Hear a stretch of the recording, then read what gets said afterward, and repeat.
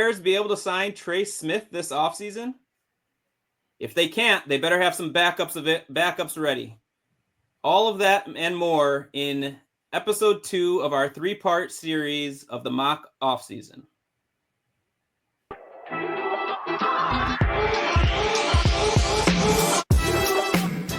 Welcome to another episode of the Halas Huddle podcast.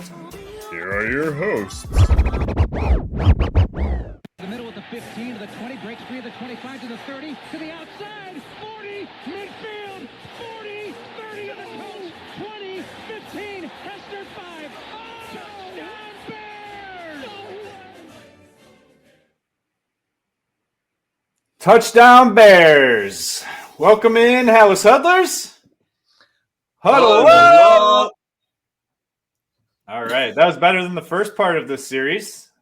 Thank you, Justin, for the intro. That was fantastic. So we are in part 2 of our mock offseason series. The first episode, if you missed it, please go check that out. We went through our roster cuts that we would we would make if we were running the Chicago Bears. We looked at extending some players, and we did extend one, so go find out who that might have been. And some guys that we decided to re-sign. Right now, we are sitting, if we're going to take out the NFL draft class, which is going to be somewhere around little over 8 million. We're sitting at roughly 63 to 65 million left in cap space. Let's just round that up to 65. Give ourselves a couple extra million. Yeah, there's going to be some other guys who are cut that'll get us there anyway. So why don't we just trade for Micah Parsons and then nothing else? We don't have to worry about anything. Episode over. Nothing else. Just Micah Parsons. You'll get that joke if you watch another episode. 65 million as we start going through this. That 65 million is going to go quick. That's true. So we're going to have to be kind of decisive about where to spend it. I think we can spend it on everything we need. But it's going to go quick. Well, speaking of needs, let's really quick add that in here. So just to recap our needs, so we need to address a few positions, right? We'll do this one quick, but if you want to go back, we talked a little bit more in depth about this, but we need a right guard, a left guard, and a center. The whole interior offensive line needs to be replaced. Defensive end, defensive tackle, and safety. Out of the three of us, that was our top 5 consensus. A couple of us had a different fifth one in there, here and there. And then we had some, honorable mentions at running back, wide receiver, specifically 3, and tight end 2. I think it was 2, although it didn't say 2. So I don't know. Maybe some of us want to cut Cole Kmet because I've seen that out there. Come on, ESPN. Yeah, I don't know about that. I just want to point something out to our Halas Huddler listeners and Bears fans out there. Free agency is before the draft. And I feel with the needs the Bears have, you have to address a lot of these things in free agency with the uncertainty of what will be available to you in the draft. You would love to go into the draft able to select best available if you can. Absolutely. And so I know that's the philosophy we're going to kind of go by, I believe. But like Bob said, there's only so much money. You can't address every single need with a Pro Bowler in free agency. So what you want to do is address all your needs the best you can. You have to address it in some way during free agency, and then in the draft, allow yourself best player available. And in this draft, the best player available in the first, 40 or 50 picks, we have 3 of them are very heavy defensive line and guards mostly, but some offensive line too. So needs are going to be there, but we have to make sure that we're able to select best player available in the draft. So let's address the needs best we can here in free agency. So Justin and Bob, you know what does help though when you need money and you need to be able to, address needs. When you comment on this episode, right? Huddle up on this episode and you get a free Chicago Bears or NFL jersey of your choice, right? That definitely helps. If you get selected, you're entered into a competition.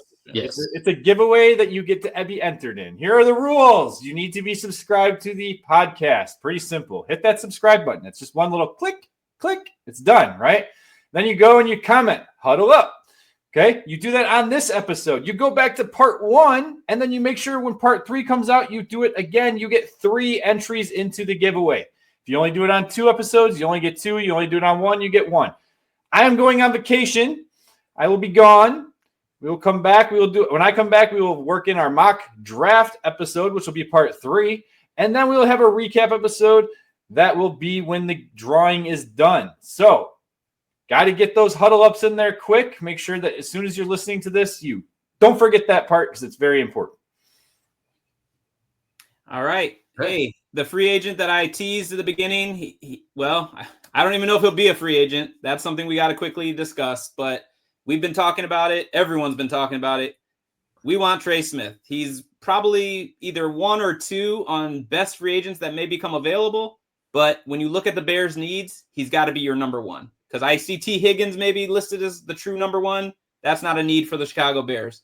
So what do you guys think? We're not talking Will Smith's kid, right? No, we are not. Because you Google Trey Smith, and that's what comes up. Way more than Trey Smith, the guard. So I think his value has dropped a little bit. I think the Kansas City Chiefs should let him go, and the Bears can easily get him for probably like $16 million a year. I mean, that's the thing. It will cost you. You'd have to pay him to be the highest paid guard in the game. But he's, 26, I think? 25. 25, wow. He'll probably be 26 at some point in the season. I think his birthday's in December. All right, well, it's a great time for him to enter free agency, which is another reason why he should want to hit free agency. But you will have to pay him, I think, about $22 million a year.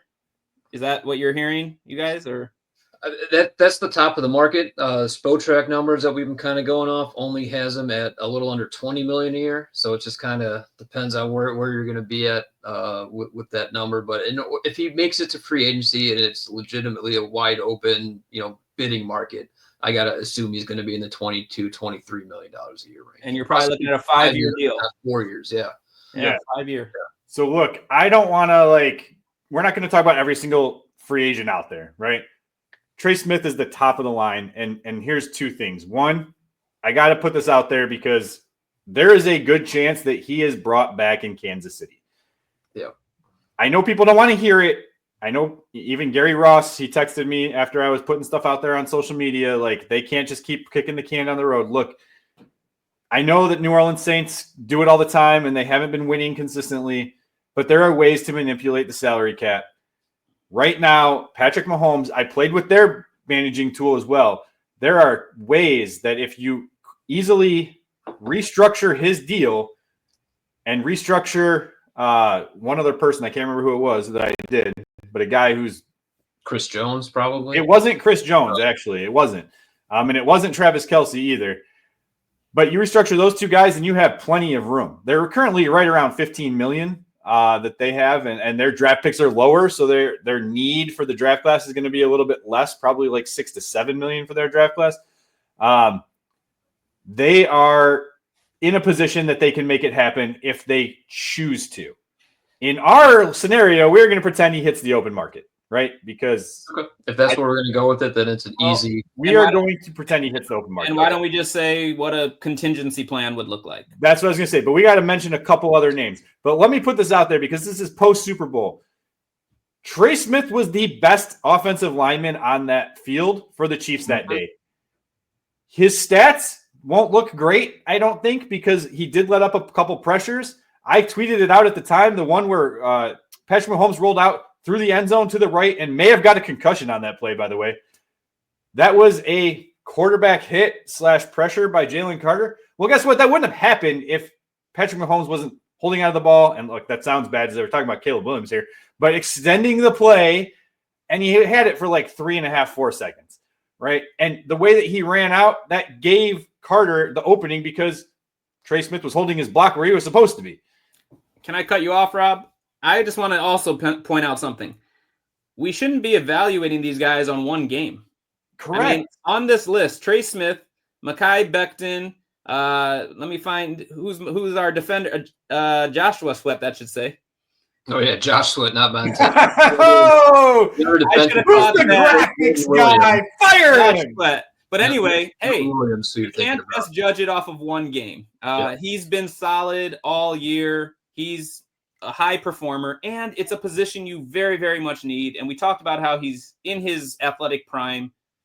He's worth it, whether he had a good game, bad game, or in the middle. But I think he was solid.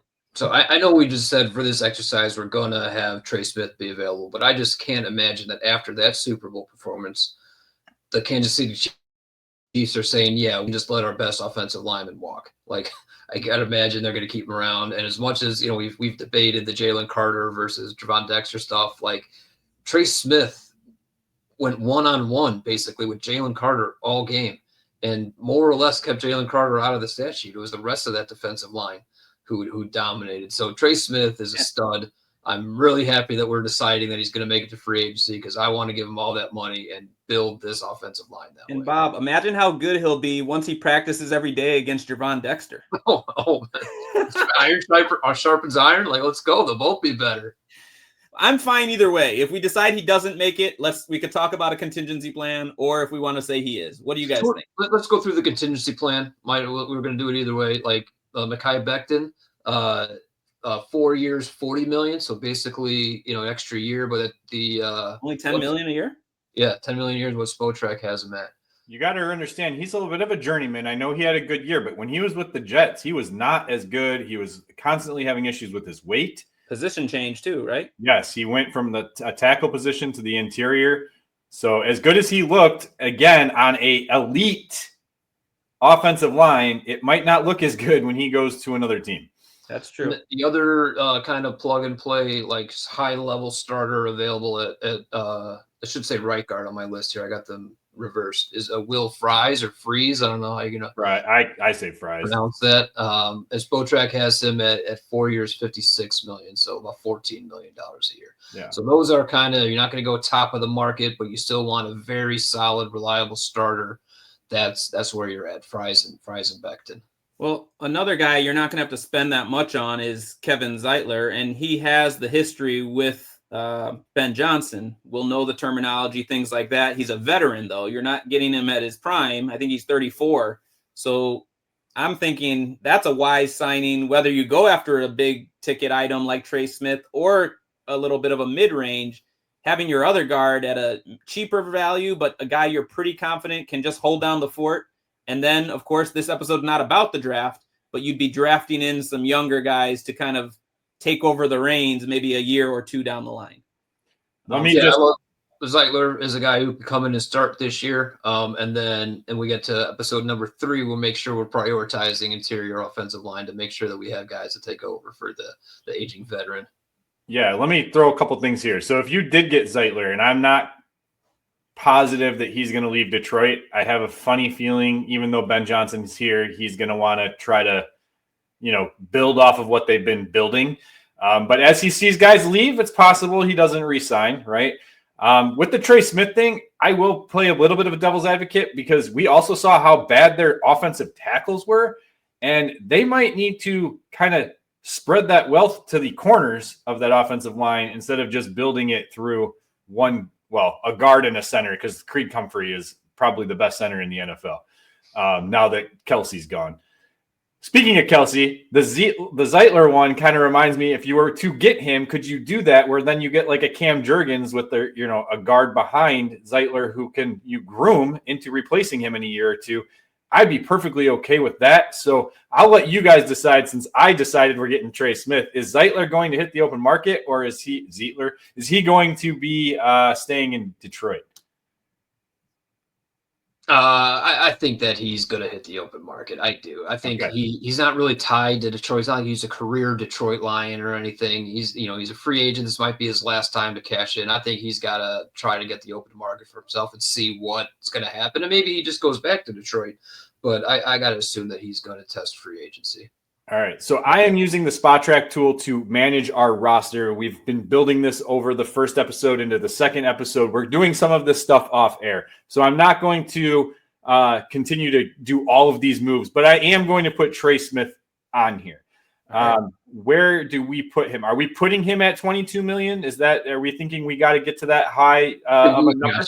If we're going to be fair and honest about it, Yeah. I think 22, maybe even 22 and a half, just to split the difference. 23 is a number I have in my head that's going to be the winning number. Well, and let's have it hamstring us a bit, because you're going for that big item. You're going to need to cut other places. Now, when you said, speaking of Kelsey, I thought you were going to say the center position. It's been a need for a while, and it's not a great class, whether you talk about free agency or the draft. I mean, quite honestly, Coleman Shelton, who a lot of Bears fans probably can't wait to move on from, he's like the third best free agent available. Yeah. So I'm big on Drew Dahlman to bring him in because he's your best option.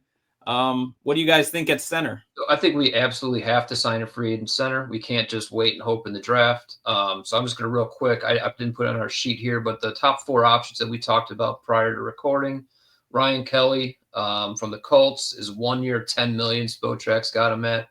Josh Myers from the Packers, 3 years, $23 million. So it's 7.5 a year. Drew Dahlman is 3 years, $20 million. So a little under 7 a year.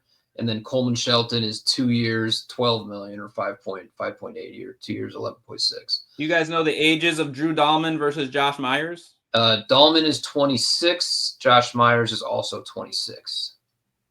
Ryan Kelly's 31. And Shelton's 20. Coleman Shelton's 29. So I say we just choose Myers or Dahlman, right? I mean, I can't imagine either one actually hitting free agency either, right? Like, they both got young quarterbacks. These aren't, game, Yikes. budget breaking numbers. But well, from that perspective, then, Bob, is it more realistic to think you're going after a Ryan Kelly? I'm leaning Dahlman, but if he's not available, I want this to be somewhat realistic.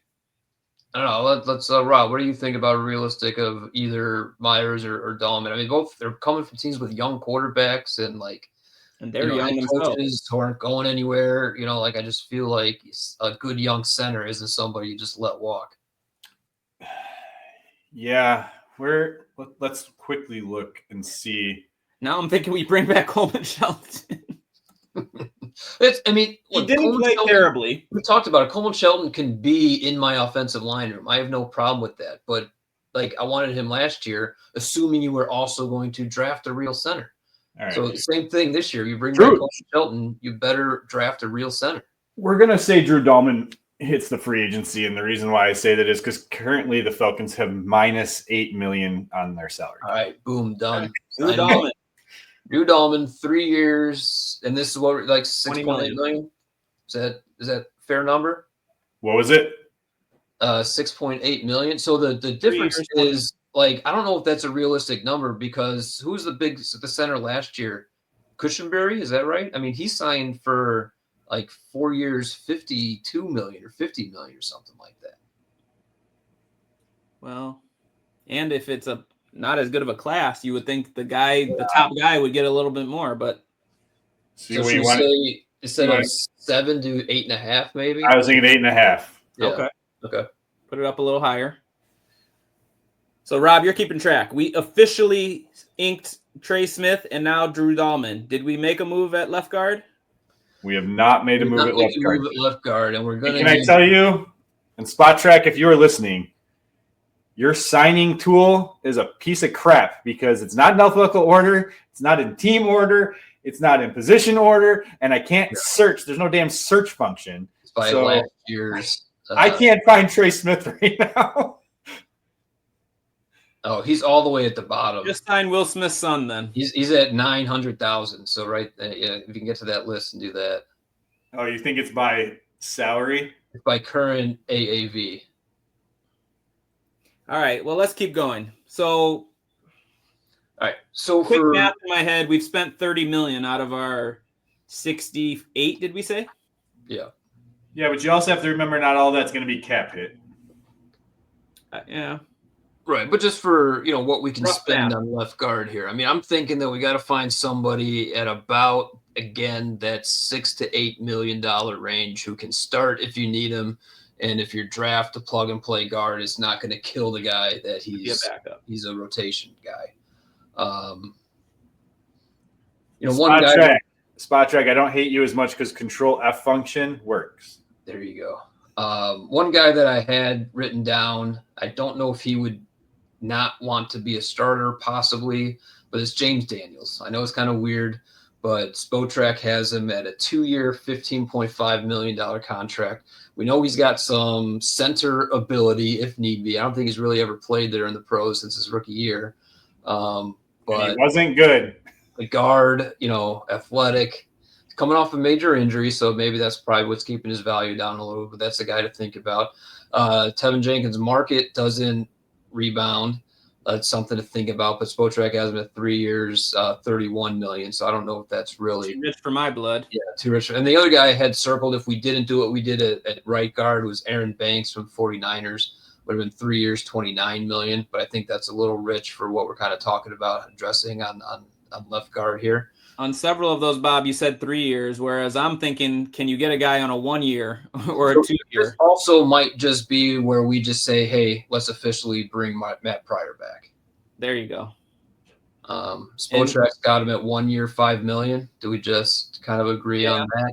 Let's do that. Keep the cheaper option. And Bob, like you said, a really competitive, strong part of this draft is guards.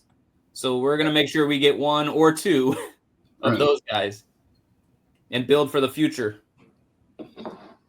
So everything. Do we want to stay on the offensive side of the ball? Why don't we do let's stick to our kind of top 5 needs. That was 3 guards, and now let's talk about the defensive line because I think that's really interesting in free agency, or specifically defensive ends. Yes. Montez Sweat was shocked to see his name on here. I think we got to bring him back, guys. Apologies, Huddlers. We all know that should be the other Sweat. Hey, I got the Bears on the brain. What can I say? Yeah. So any one of these guys stick out to you in terms of, they kind of have some different values. Josh Sweat's going to be the highest AAV, actually, according to Spotrac, is 3 years, 56, where Chase Young is 4 years, 70. So it's less AAV, but another year, which is kind of weird. Well, he's still young. I mean, Chase Young, he's kind of like polarizing because – he was number 1 pick or number 3, top maybe? 5. Yeah, he was very early. Very high. He been number 1 overall, but he was definitely a contention for number 1 overall that year. And, I think maybe hasn't hit that level of success. Went through some injuries, had to do a prove-it deal. He did so in New Orleans with Dennis Allen, so we talked about that connection. He's played across from Montez Sweat.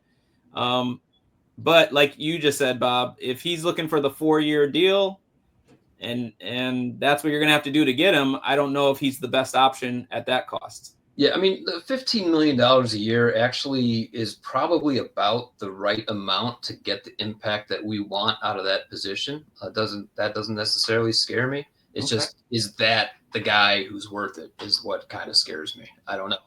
I would much rather get him on a 1 year, $15 million a year instead of 3 or 4 for 70. Yeah. And the thing is, he kind of performed like Sweat, where it's like he played well. He set the edge. His sack numbers weren't that high, but Rob, you said it.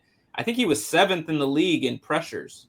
Yeah, he was top 10 for sure. I don't remember the exact number, but he was top 10 for pressures, 5.5 sacks.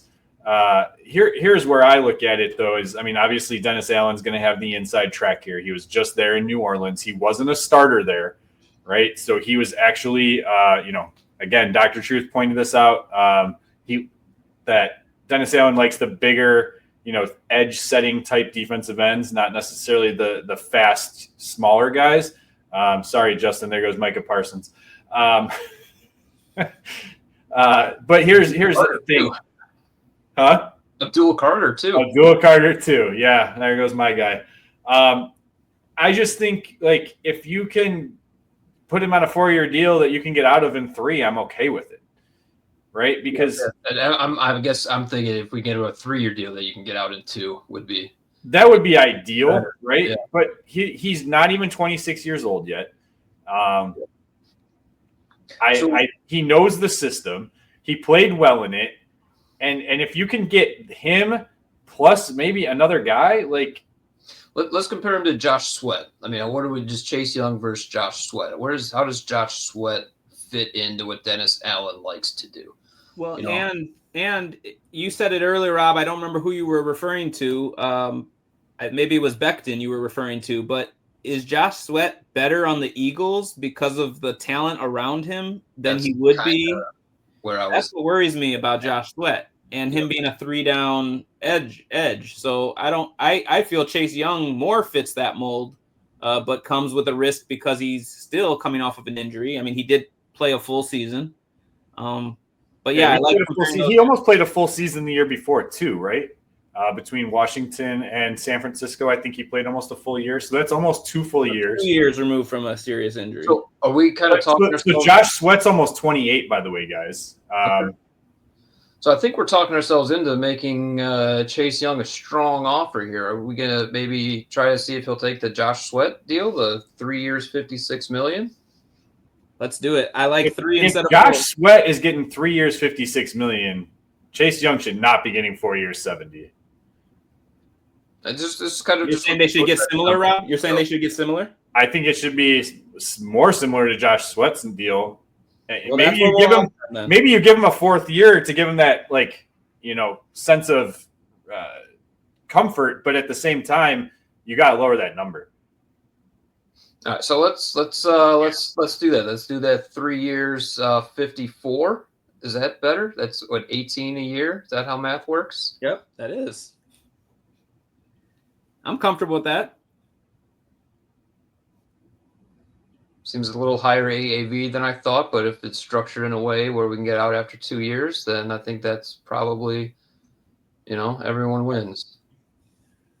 And we have the money to spend on him still, right? Did we? Are we done? Currently at $48.8 million. After that deal or without it? Not with it, before it, but after Trey Smith and after Gallman. Yeah, let's do it. Great. Yeah, absolutely. Lock that up. So that brings us down to about 30. And remember, there's a lot of moves you make that are smaller moves. Yeah, we're not going to go over all the minutia of all the moves. Tight end 2, tight end 3, those are important moves, but you're making those at $2 million, $3 million. And we signed Matt Pryor for 1 year, $5 million. They should sign another Matt Pryor for 1 year, $5 million as well. Don't just put all your eggs in the Matt Pryor plus draft pick basket. There's got to be another depth guard who's signed as well.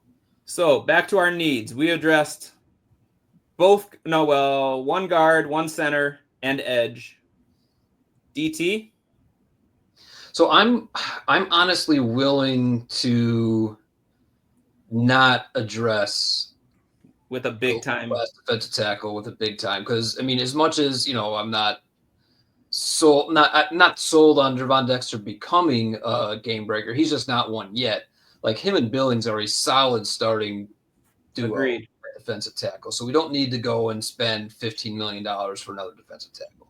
This is where hopefully, we talked before, you hopefully do a better job in the 3rd round than Zach Pickens, or maybe Zach Pickens becomes what you hoped Zach Pickens was going to be, or, maybe you make a smaller veteran move, but I don't think that we're going to go towards the top of the free agent market at defensive tackle. Well, with that said, I mean, I feel like the big moves have been made then, because, when I'm looking at those running back names, for instance, I'm very happy with the depth there is in the draft and going after that. And then I'm sure there's a lot of teams that will feel similarly. And so there may even be some veterans that become available post-draft if you didn't get a guy you like, that you would then sign at a lesser amount. Yeah, we do have to talk one more position, though. We got to talk safety because we teased it in the first one. So are we keeping Kevin Byard, or are we going after one of these other guys? Because we still have, $30 million left? I got $33 million left. Let's just say that 10. Well, wait, that doesn't. I'm sorry, that $33 million doesn't account for the draft picks, though. Okay, so we have 25 then, let's say. Yeah. And then let's already had that another 5 to 10 million off of that just for the types of players we're not going to talk about. And flexibility. Flex and depth. So we got $15 million to spend. So this is where it becomes very interesting with the Kevin Byard part, right? You cut Kevin Byard, and now that 15's back up to 22. Are you willing to spend the 14 on Javon Holland now? Are you willing to spend on a young, look at the impact that McKinney made for the Packers last year, right? Are you willing to do that now? we've addressed our needs, and now you can get younger and better and not necessarily use everything. Well, before we answer that question, I'm going to ask another question. Is what we saw in 1 year out of Kevin Byard in a Matt Eberflus system similar to what he'll be asked to do in a Dennis Allen system? That's the key question. They play it differently, definitely, right? There's a lot of cover two, bend and don't break for Matt Eberflus, and he plays a lot more zone, right? So now you got a man coverage with Dennis Allen. So is Kevin Byard going to be able to play the man coverage as well? At his age, he's 31. Like, well, I said be bold. So do you guys feel Holland is that like difference maker type of guy that? I mean, I think he's a, Pro Bowl type player in the right year on the right defense, much younger, right? Right. Was he 26? Yeah, 26, I believe. And he might have been younger than that. Hold on. Wow. Okay. Well, let's have some fun then. Let's build for now and for the future. All right. See ya, Kevin. Is 25. He just turned 25. Wow. That's big then. Okay. So we're now at about 15 million of spending, but with cutting Byard, that goes up to 22. How much of that's going to go to Holland? 15. So it's 4 years, 60 million Spotrac. So it's our last big move then. So what was it? 4 years, 50? 4 years, 60. 60. Woo.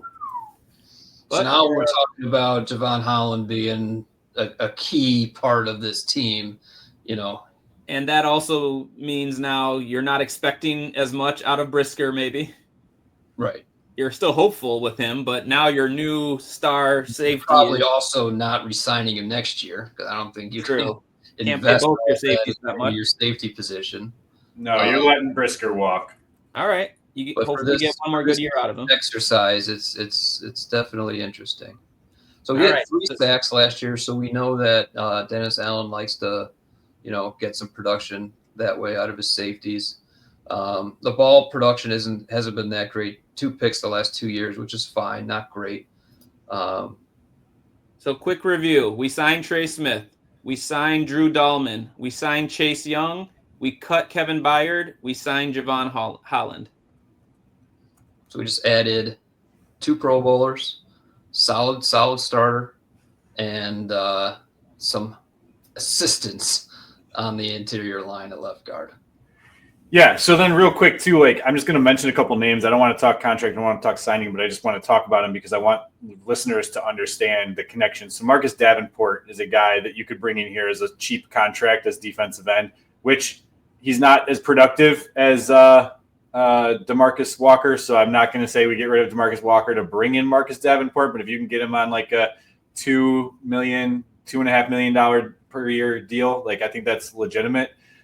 He's coming off a 1 year 6 with Detroit, but he's been injured the last 2 years. So I think that will play a part in his lower value. But he's played with Dennis Allen. He was there for 4 or 5 years in New Orleans. So he's been there when he was the defensive coordinator there. And then he just played for Detroit, right? So there's a little bit of a Ben Johnson connection, even though it's the opposite side of the ball. Will Harris could be a backup guy. I know Bob and I talked about this pre-show. It'll be up to Dennis Allen. Would you rather bring in a guy who's familiar with your system who played in New Orleans with Will Harris, or are you going to keep Jonathan Owens and keep Mrs. Why am I blanking on her name? Simone Biles, Mr. Simone Biles here in Chicago. The other name that I'm throwing out there, and he's high on my list if he becomes available as a wide receiver 3, is Tim Patrick. He, to me, is the wide receiver 3 type of guy. He's a guy who's going to get you 400 or 500 yards per year, 2, 3, 4 touchdowns max. But he just played in Detroit. He was decent in Denver, did the same thing, went to Detroit. Again, pretty decent there. So if you can snag him out of Detroit as your wide receiver 3, I think he instantly takes that spot over a guy like Skylar Scott. Thank you. Oh, my gosh. So when we had done this beforehand, Darius Slayton was the guy that jumped out to me. I love Darius Slayton. Then I forgot how much wide receivers get paid in the league now. And he's going to get $16 million a year this offseason. And that's not where the Bears are shopping for their wide receiver 3. I will say, though, Spotrac is historically bad at projecting wide receiver contracts. I know, but who is that kid who can't Kirk. Kirk got that much. Yeah. Christian Kirk. Yeah. And I think Slayton's better than Kirk. So like I just think that's where that's going to go. With how much money we have left, though, I like Patrick. Spotrac's got him at 1 year, $1.7 million. Elijah Moore's a guy that I know, Rob, you liked since the draft. We've all liked Elijah Moore since the draft. Spotrac's got it at 1 year, 4.5. So I'm not opposed to bringing both of those guys in, Patrick and Moore. We have that $7 million, and that doesn't even cut into the stuff that we reserved before. So I say we bring them both in to get some depth at wide receiver. All right. I'm marking that down. We'll deal with the contract stuff off air. All right. So this makes me feel a lot better. Still some needs to address because we ended up not getting a second guard other than maybe a Matt Pryor. So that's more of a depth piece. Definitely we're going into the draft. We got it. We got it. A guard. Yep. Well, we got it taken care of, guys. It'll be in the draft. We'll be fine. All right. Anything else then? I think this is good. Let's go. I'm excited. Comments, don't forget to comment Huddle Up. But who on this list should we have gotten that we didn't, or who should we had not signed at all? You just not believe in Javon Holland. You don't believe in spending $15 million on a safety. What do you think? Let us know. I mean, I like that the length of this episode was. I'm not going to extend it all, but we didn't even mention Khalil Mack. So in the comments, tell us what your thoughts are. Is Khalil Mack a bring back candidate? Part of his career he's at. Spotrac's got him still at $23 million a year, so keep that in mind. Hey, he's earned it though over the years. Oh, yeah. But let's talk that one out in the comment section. Yeah. I got nothing else to add other than I'm excited for the next episode because it's my baby. I love the draft. That's right. I'm excited. That will probably be in a week or so. For those of you who are newer, I know we've been putting out a little bit more content consistently throughout the weeks, but I again will be out of town for the next 5-6 days, more like 7, because the day I come back, I don't get home until 11 o'clock at night, and then I got to be up for work the very, very next morning. So it'll be a little bit of a gap, but it'll be fun. It'll be worth it. It'll be worth it. So hit that subscribe button, stick around, hit the like button, leave the comments, and don't forget about the jersey giveaway. Huddle up, huddle up, huddle up 3 times. Get yourself in there 3 times. Other than that, let me put us on the screen. Get out of here, Trey Smith. What do you got? You're a Super Bowl loser. Loser. $1 million a year. That's what he's got. Yeah, with us. All right. Bear down, claws up. Claws up.